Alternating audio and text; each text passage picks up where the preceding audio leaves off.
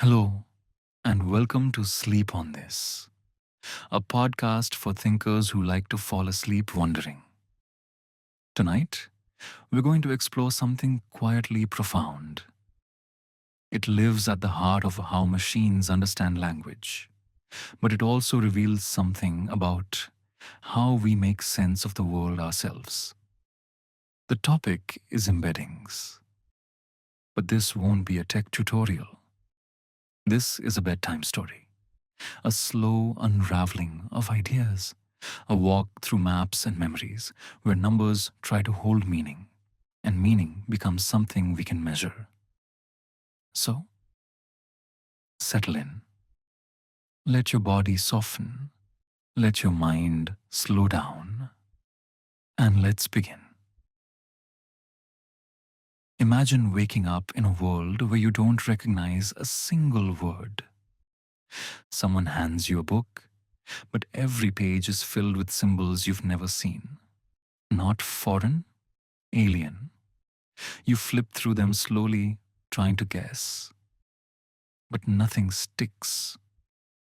Now imagine you're not a person at all. You're a machine. And the book? It's the internet. How do you learn what anything means? You don't speak a language.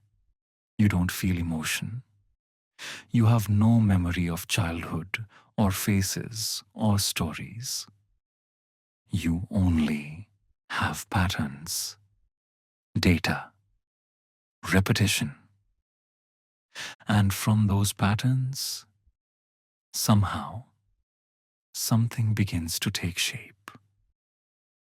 This is where embeddings come in.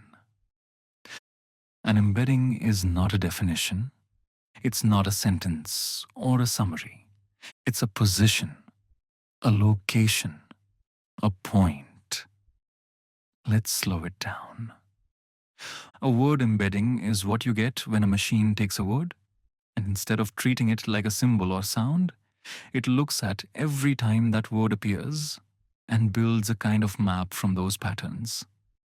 Not a map with roads or cities, but a map of meaning based on relationships. It notices that the word king appears near crown, palace, rule, that the word queen shows up near many of the same things. And slowly, those words begin to cluster. They form shapes. They don't mean anything on their own, but together, the relationships start to speak. King and queen, very close. King and banana, pretty far apart. Banana and smoothie, closer again. In this strange space, a space of many, many dimensions, words that are used in similar ways get placed near each other. And over time, the space itself begins to carry a logic. That space is the embedding space. Each word becomes a vector, a string of numbers, each one representing a little aspect of how that word moves through meaning. You can think of it like coordinates, a location on a map you can't see.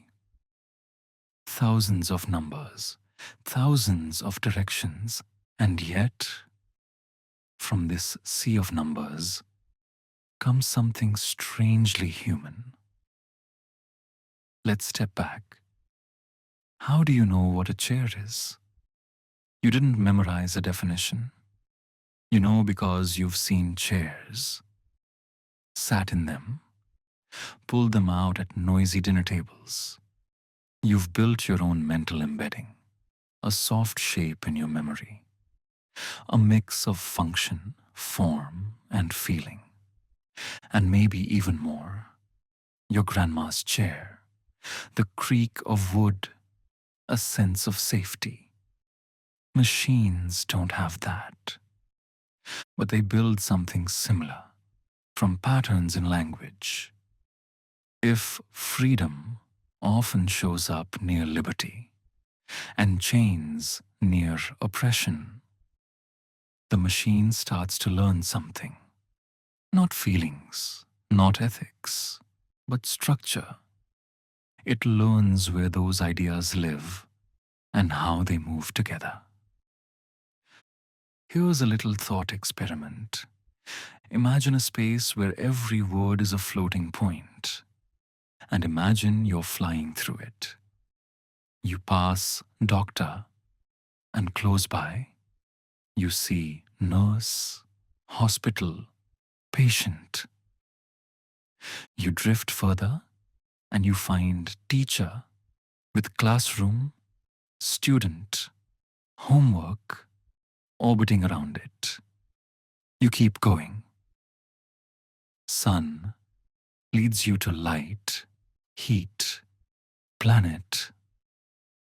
Moon takes you toward tide, eclipse, night. The embedding space is not random. It's curved by context. The closer two words are, the more likely they are to mean something similar or to show up in similar situations. And that proximity becomes a kind of proxy for meaning. But here's the beautiful part. Embeddings aren't just about similarity. They also hold analogy. Think about this. King is to man as queen is to... The embedding doesn't know grammar. It doesn't understand royalty. But it knows this. The vector from man to king is very similar to the vector from woman to queen. So the machine subtracts man from king, adds woman, and lands near queen. It's math, but it feels like reasoning. It's like watching numbers think. And now, back to you. Because this podcast isn't really about AI. It's about us. What if we are living in our own kind of embedding space? Each memory, each word, each moment, shaping the way we connect ideas, building invisible maps in our minds. Your version of home might live close to quiet and safety. Someone else's might sit nearer to chaos or longing.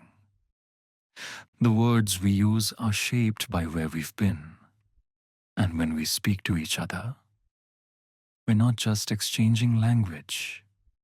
We're trying to align spaces, trying to make your map match mine. Even for a moment.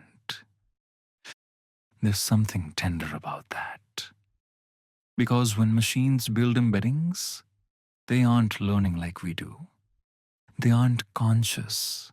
They don't feel meaning. But they remind us, oddly, how meaning can emerge from patterns, from proximity, from repetition. They show us that language is more than labels. It's geometry, it's direction, it's movement through memory. And now, as your eyes get heavy and your mind begins to soften, sleep on this. What if every story you've ever told, every metaphor you've ever loved, every connection that ever made you feel understood is part of a quiet map drawn inside your mind? And what if understanding, real understanding, isn't just knowing what someone means? It's stepping into the shape of their space and finding, with gentleness, that you can both belong there. Thanks for listening. Until next time, keep wondering.